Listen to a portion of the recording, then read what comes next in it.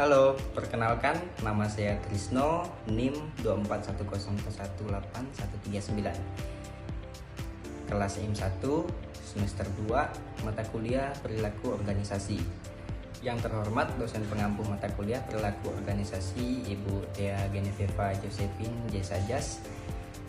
Baik, pada video saya kali ini saya akan menganalisis konflik karyawan antara lain peran emosi, persepsi, dan sikap dalam pengambilan keputusan organisasional.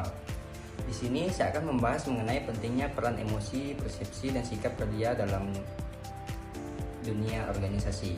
Ketiga aspek ini memengaruhi bagaimana seseorang bersikap dan mengambil keputusan di tempat kerja. Kita akan melihat contohnya melalui kasus seseorang karyawan bernama Dita yang mengalami perubahan perilaku yang berdampak pada lingkungan kerjanya. Tujuan dari analisis ini adalah untuk memahami akar permasalahan serta memberikan solusi yang bisa diterapkan. Nah, yang pertama, kita bahas mengenai kondisi emosi Dita. Dalam kesehariannya, Dita terlihat mudah marah, sering menarik diri dari tim, dan menjadi pasif dalam bekerja. Hal ini menunjukkan bahwa ia mengalami tekanan emosional yang cukup tinggi.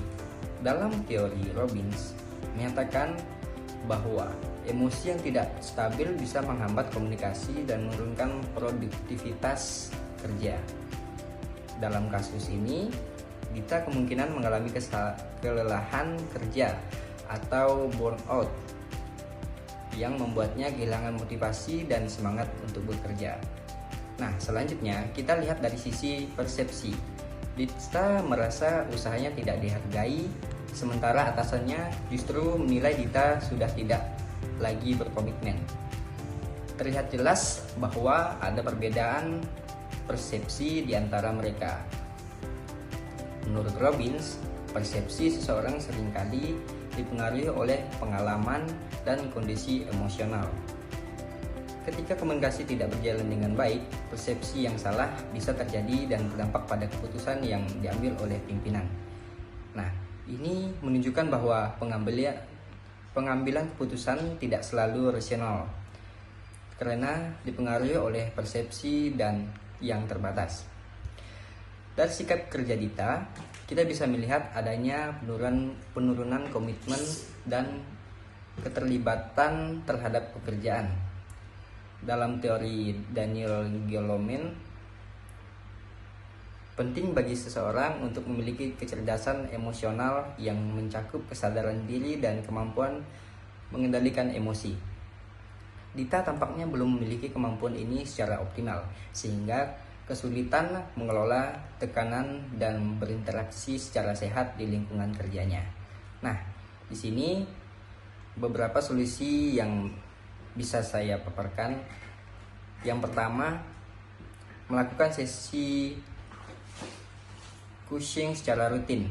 Sesi ini dapat menjadi wadah komunikasi terbuka antara Dita dan atasannya, sehingga bisa membangun kembali kepercayaan dan saling pengertian. Yang kedua, mengadakan pelatihan emotional intelligence.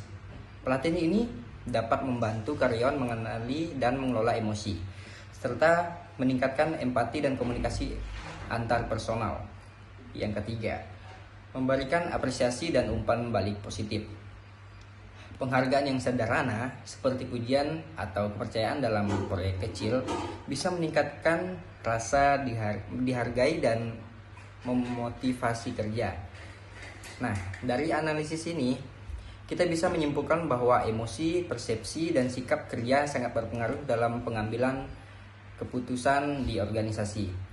Konflik yang terjadi pada Dita dapat diminimalkan dan dapat jika ada komunikasi yang baik, pelatihan emosional, serta apresiasi dari manajemen.